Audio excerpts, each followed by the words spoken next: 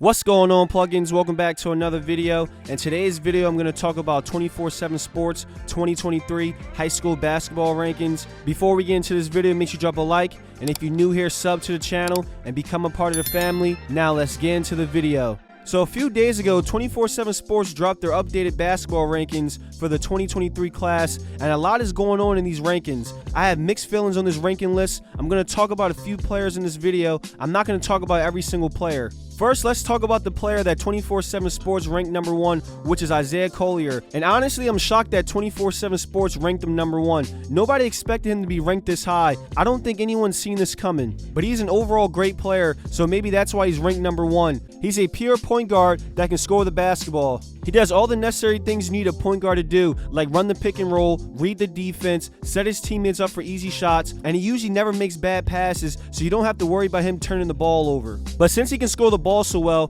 this makes him a special prospect. He's a pass-first point guard who can get a bucket whenever he wants. He missed most of the summer due to an injury and still ended up being ranked number 1, so that just shows you how talented a player 247 Sports thinks he is. He did perform well early in the EYBL season before his injury, and he impressed scouts and media at the Team USA camp and the Elite 24 in Chicago. He has a great skill set and potential. He would do well at the next level. DJ Wagner has lost his number 1 spot twice for the 247 Sports rankings. The first time he lost it was to GG Jackson, who reclassified to the 2022 class. If y'all been following the channel, y'all already know how I feel about DJ Wagner. I would still have him as the best player in the 2023 class. Yeah, we could make the argument for a bunch of players in the class to be ranked number 1, but I just believe DJ Wagner is the best prospect, and he hasn't done anything bad on the court for him to lose that number 1 spot. I feel like this 2023 class is loaded with talent. Anyone from 2 through 10 could be the number 1 player, but I'm rocking with DJ Wagner as the best player in the 2023 class. Out of all the guards in the class, he might be the most NBA ready. He's polished on the offensive and defensive side of the ball. If DJ Wagner doesn't get his number 1 spot back,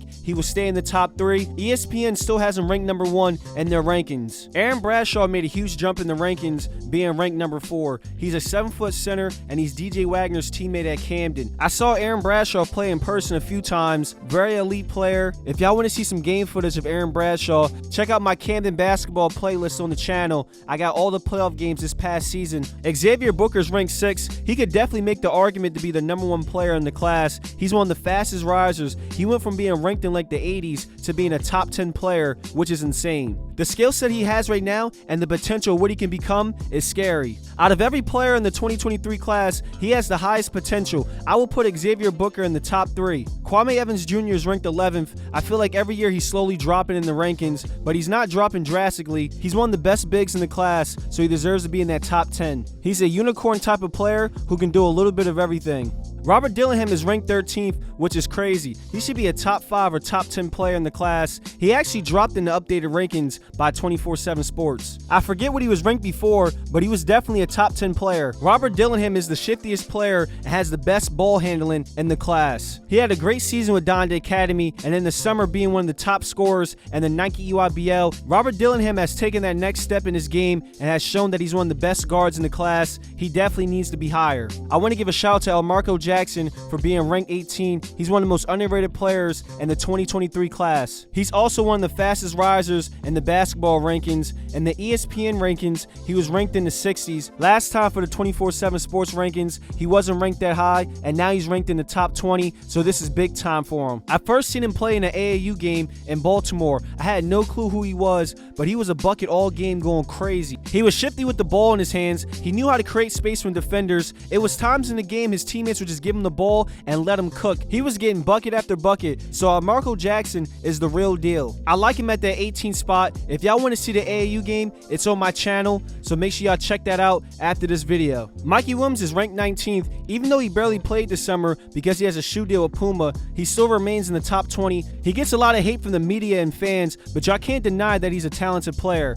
I would at least put Mikey Williams in the top 15. I wouldn't put Mikey in my top 10 because I like the talented bigs like Kwame Evans Jr., Justin Edwards, Sean Stewart, Aaron Bradshaw, and Mackenzie McBuckbo. All those players are ranked in the top 10, so it's just hard putting Mikey Williams in that top 10. Mikey Williams is one of the best scorers in the country and one of the most aggressive players. He wants all the smoke when he's playing, and he never backs down from anyone, and he always puts on a show for the fans. I'm excited to see him play during his senior year. Hopefully he can win a state title for San Isidro. It's about to be a crazy season for Mikey. He's back at his old high school. He will be playing a lot of ranked teams in the country, so I expect him to have a lot of high-scoring nights and making scouts rethink his ranking. Jared McCain is ranked 26. I feel like he's a top 20 prospect. I would personally put him in the top 20. He's one of the best shooters in the class, and he proved that in Peach Jam. He was shooting lights out. People like to make jokes that he's just a TikToker, but this kid is a legit hooper. Simeon Catcher being ranked 28 has me scratching my head. This might be the most disrespectful ranking on the entire list. It's no way he should be ranked this low. Like, what else does Simeon Catcher have to do to be considered one of the best guards in the country? He has proven it time and time again that he's one of the best players in the country. When it's time to play these top players, Simeon Catcher always shows out and performs, and he usually outperforms the players he's facing. The fact that 247 Sports has him ranked 28 is ridiculous.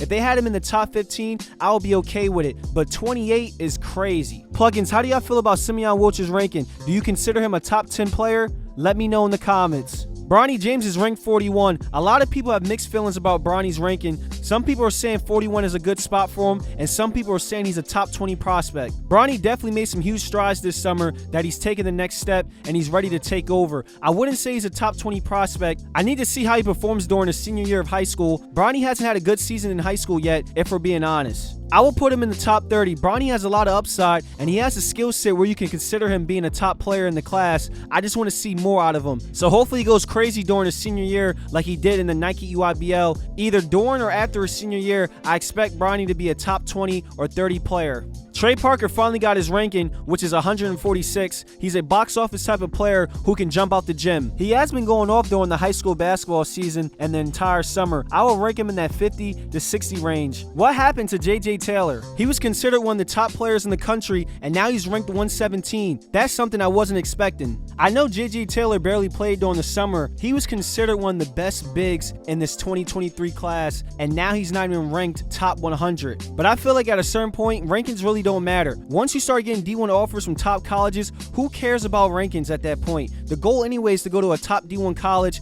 develop your skills, then get drafted to the NBA and have a great NBA career. That's just how I feel about rankings. To some players, rankings mean everything. Some players want to be ranked number 1 or be considered a top player in the country, and I understand that, but once you start getting a bunch of D1 offers and the media knows who you are and they're pushing your name, that's all that really matters. Drop in the comments how y'all feel about rankings. I'm curious to see how y'all feel about this. Make sure y'all drop a like on the video and sub to the channel. Turn on post notifications so y'all know when I post. I got some high school and college videos on the way, so you don't want to miss out on the bangers. I appreciate y'all, and I'll see you in the next video. Till next time.